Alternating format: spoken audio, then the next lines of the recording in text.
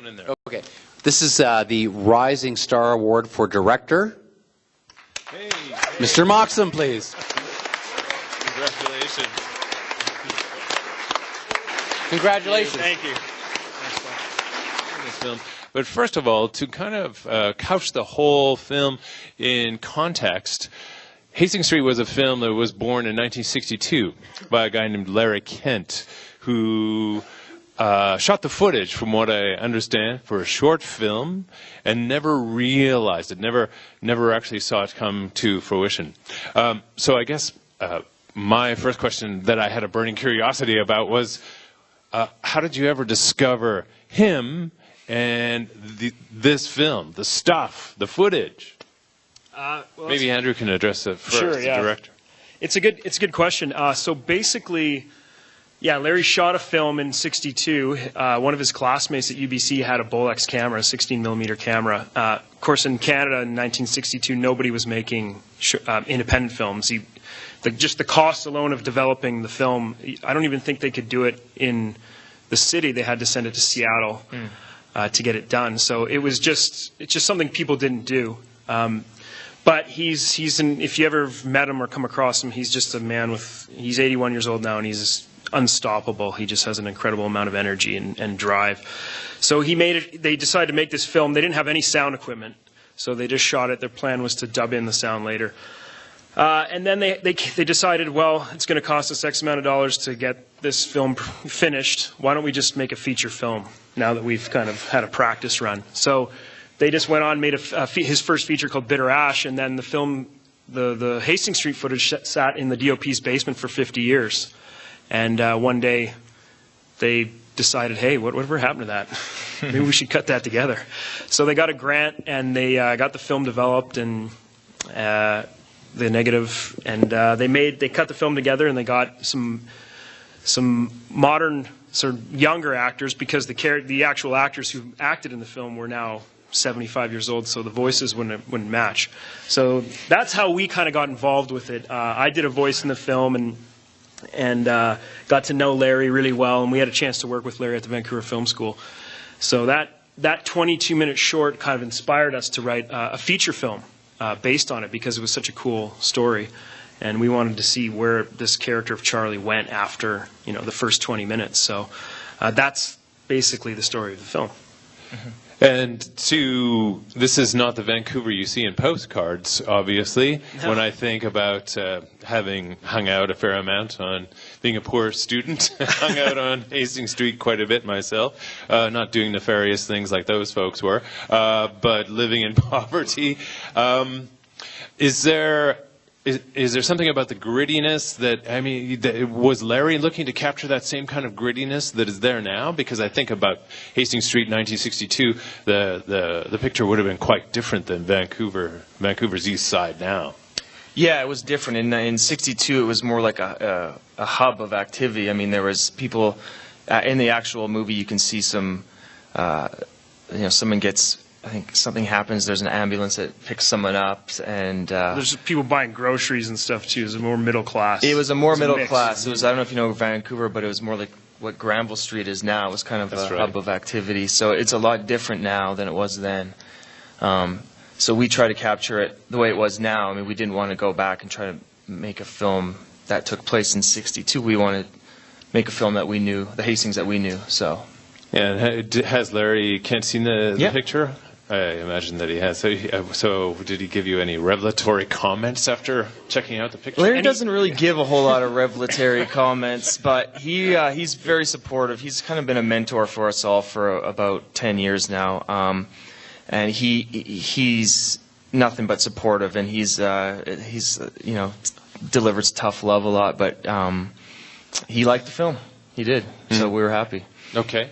Well, a commendation like that cannot be superseded. Was this a collective thing? Because you talk about the nature of creating a Canadian independent film back then was super challenging, and technology, I suppose in some respects, has really come to our rescue. Was it effective? Did you work in a collaborative sense in terms of coming together and saying, hey, we really love the idea? Was it a challenge to bring people on board to get support to underwrite the financing for the film, for example? Yeah, there's. I think the biggest challenge is probably organizing everybody. There's so many actors and so many locations in this film, so that was probably the financing was. We'll leave that part alone. That was obviously very difficult. Independent film, you got to scrape together, but. Yeah. How did the casting come about? A lot of those people are actually our good friends. So we kind of pulled a lot of favors, offered beer in most cases as pay, and, struggling actors like to work for alcohol, so that definitely helped us out. And a lot of them are also filmmakers and actors, exactly, so it's a lot like we scratch your back, you scratch ours kind of thing. So, So you mentioned Vancouver Film School. Does that come into play here? Is that where you guys? That's sort of where we met. Mm-hmm. Yeah, Okay. that's where we kind of all met. Yeah. Okay. We'll springboard it out to you once more. Ladies and gentlemen, jump on in there. Sorry, did somebody raise their hand in the back row? I can't see you way back there. It's Thanks. very Scratching dark their back heads. there. Don't be shy. Go ahead. Yeah. From the original 22-minute short, are there any elements you had to change dramatically to adapt it to like a full-length feature film? Like, basically the same notes and just like explore things like characters and make it a bit more. We had to change some stuff just because of in '62. What Larry got away with shooting without permits or permission even. Nobody had even seen a 16-millimeter camera in Vancouver in 1960. They didn't even know. They probably thought he was with like the news or something like that. Like seriously, nowadays if you pull out a camera, people want to know what you're shooting and where it's going to be. They might throw fruit at you, which has happened to us. So. Yeah. And the legal system the way it is now, you need permits and permission and insurance and all that kind of lovely stuff to do anything. So there was a few story elements we had to change. Just because we just couldn't afford to do the things that he did with no money back then. But basically, the story is the same. Yeah, the story is essentially we took the short film, and that was kind of like the first act in the movie, and then we kind of developed the second two acts. Because the end of the short film is right after Charlie. If you remember the scene where Charlie meets in the diner there, right? Carl?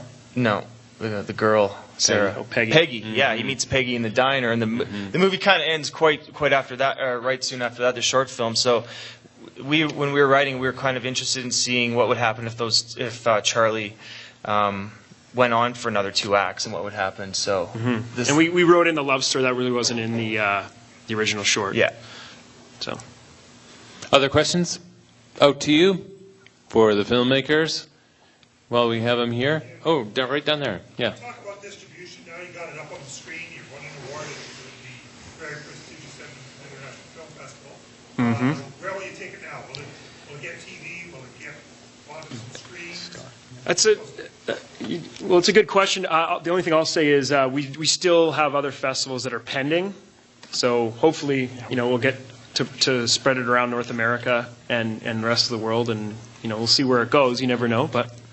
That's for the festival thing, but Scott, if you want to address. If anyone wants to buy it, they can let us. It is for sale. It's $1,000 a copy. Yeah. We are talking to a company right now out in New York. Nothing's final yet, but we're looking at a 18-month agreement, and we'll see what happens with that. And where will that 18 months take the film? That's the thing we don't know yet. We're trying to hash that out right now. Is it for cinema, or screens, big screen, or for TV that you're negotiating? It's basically all platforms that she's looking at. Okay. Yeah. Wow, terrific. Okay. Sorry, you were going to continue on with that? Okay, that thought in regard to distribution. Anything else? Story, comments, question? Yes? Scott? Well, we didn't use 16-millimeter cameras, that's for sure. There was talk about that for a little while, I think. But we shot on a red Epic. I don't know if anyone knows what that is, but it's a good camera. It's nice. It's nice. It's a nice one. It's a nice camera. It's an extraordinary digital camera that you can make a lot. It's the you can future. make it look granular, even like film. It's quite a revelation in the digital world. Every film geek says, okay, I won't shoot 16, but I'm shooting with a red. And that impresses their friends because they don't know what a red is. But you're all very impressed. One thing just to add to that is the irony is shooting on 16 millimeter even now is expensive, but the red is such the machine and the computer in there is so good that you need proper film lenses in order to utilize all the power that it has, and so it's funny that to get great film lenses you got to pay money. So you're kind of back, it's accessible in a way, but it also forces you to spend money, and nobody gives those lenses away for free or rents them for free. It's like renting a Panavision camera. Yeah, those they're worth thousands and thousands of dollars, those lenses. So it's kind of funny that it's in a roundabout way we ended up having to spend money. But that's what it is. To that end, how big was your crew, all told? It depended on the day. Okay. Yeah. Some of those shots on Hastings Street, it was a crew of 3. Okay. But I think... The cast is pretty large, yeah. The crew was pretty stripped down. I'd say it was probably like at the most we probably had like 20 people on set, like on those, on the bigger days, like when like all the guys are congregating in the clubhouse, we probably had probably 20 people there. But yeah, some days there was like 3 of us trying not to get killed on Hastings Street. I've got my red in my hand. It's not as valuable as a Panavision 35 We would go really early. We would meet at Andrew's house at before the sun came up, and then we would shoot first thing as soon as the first light came. And half an hour later, we would... They're not early risers. Freaks don't come out in that neighborhood. So Okay.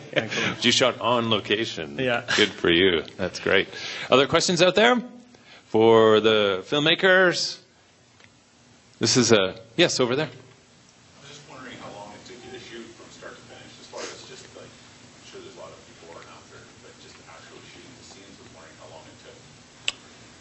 We started in 2012 in June?